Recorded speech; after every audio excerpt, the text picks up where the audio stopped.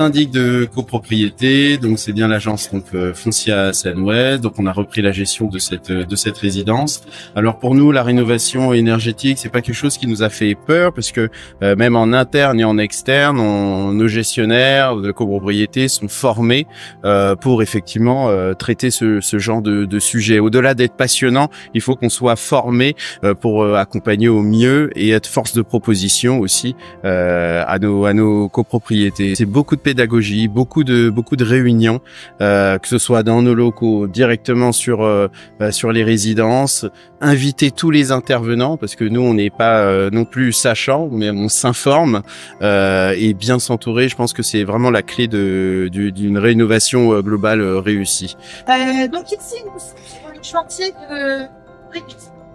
un chantier de 12 bâtiments qu'on a commencé maintenant il y a un peu plus d'un an, avec grâce à notre client Stevie et aussi à la prescription qui avait été faite par Réano par Hélène.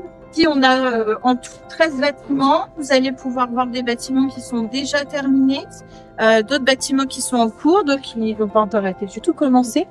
Petite particularité du chantier, c'est qu'on est sur une ITE qui du coup ne peut pas au même niveau que le coffre. Donc en fait, on a un capotage aluminium qui a été fait au niveau des coffres en aluminium pour justement avoir aussi un effet architectural très sympa et particulier, sur lequel on a ajouté la cellule photovoltaïque, puisque ici on est sur une motorisation des volets roulants qui ont été mises en place, qui est donc dite solaire, par énergie solaire avec panneaux photovoltaïques. Donc comme ça, qui permet effectivement de pouvoir installer notre précade via l'extérieur. De toute façon, tout en rénovation, on a une installation de l'extérieur. Et la mise en place donc du volet roulant sans perte de clair de vitrage. Et donc une motorisation solaire qui permet absolument pas d'intervenir dans les logements.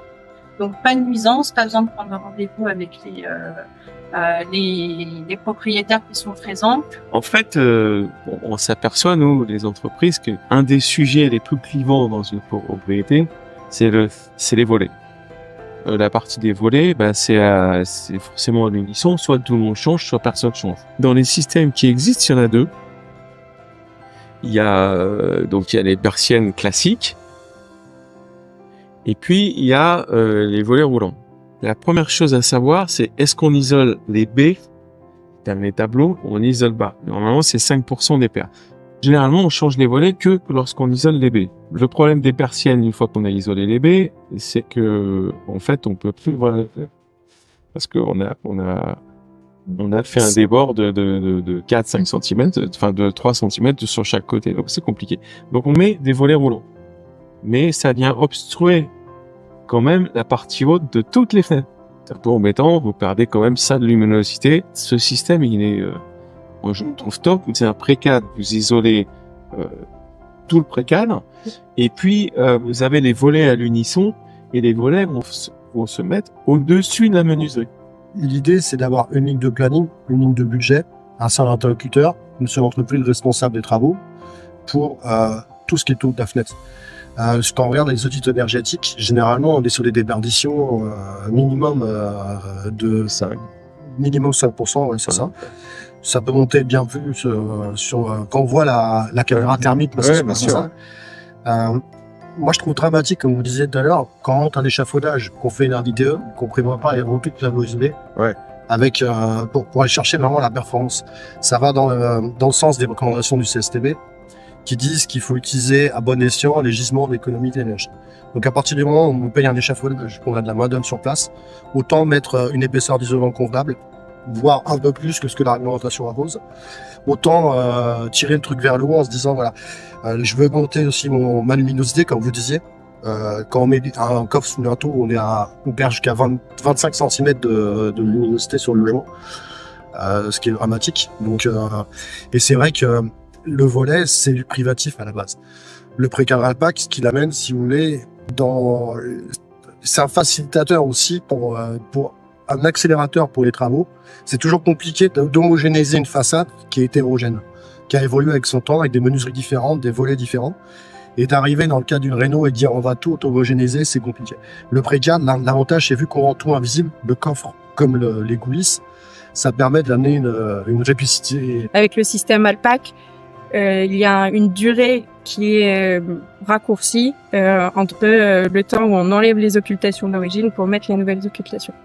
Et ce qu'on s'est rendu compte sur Montbrison, les occultations, elles sont optionnelles. Donc au démarrage du chantier, on est passé dans tous les appartements pour demander les commandes de chacun et savoir qui voulait dévoler. Il y a eu au départ vraiment beaucoup de commandes, mais certains ne les avaient pas pris. Et en fait, au fur et à mesure, les personnes ont vu les premiers bâtiments se faire, et au fur et à mesure, en fait, on a rajouté les volets. Et aujourd'hui, on est à quasi 100% des volets.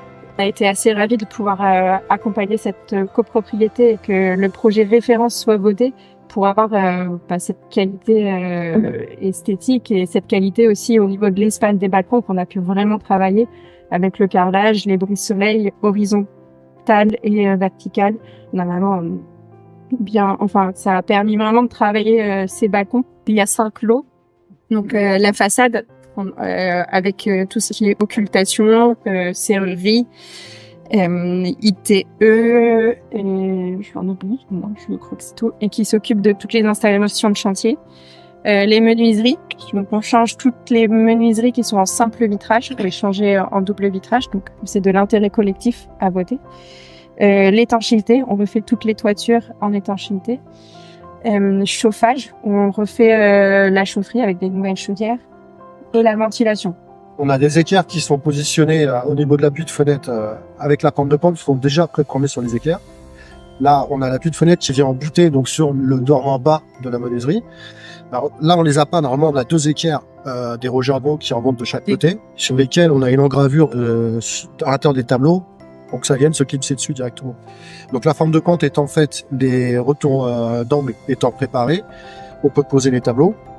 Après, sur les tableaux, on va poser directement.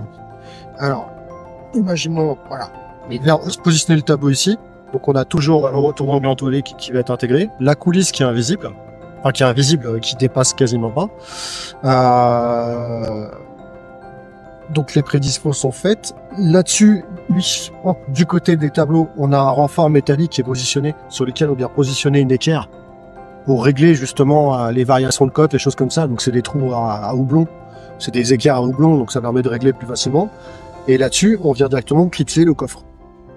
Voilà, sachant qu'il y a des éclisses qui sont mis pour raidir et pour garantir un anthrax entre les tableaux. Et à la fin du chantier, seulement à la fin, on vient glisser une bavette métallique sur ce fibro qui va venir en recouvrement sur les Rogerbo latéraux, justement, parce que la question est pertinente, hein. L'étanchéité c'est vital pour un chantier, surtout autour de la fenêtre. Si on a une infiltration, c'est tout l'ITE qui prend. Donc ça on en est conscient, donc c'est vraiment très important pour nous l'étanchéité à ce niveau-là. Donc la bavette elle vient à la fin coulisser contre la menuiserie, et il y aura un profil de recouvrement partant de la menuiserie qui va venir en recouvrement dessus.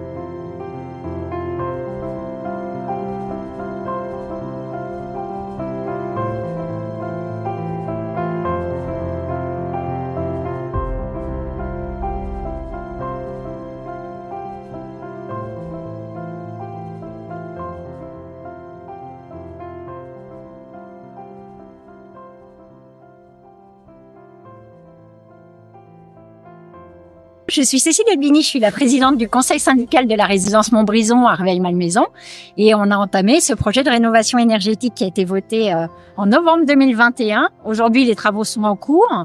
Encore un dernier semestre à vivre dans les travaux, mais notamment le résultat architectural est magnifique, et on est ravis déjà des performances qu'on peut vérifier au quotidien, le confort d'été, le confort d'hiver. Et effectivement, une étude sur ce genre de projet, c'est utile, c'est nécessaire et sans regret.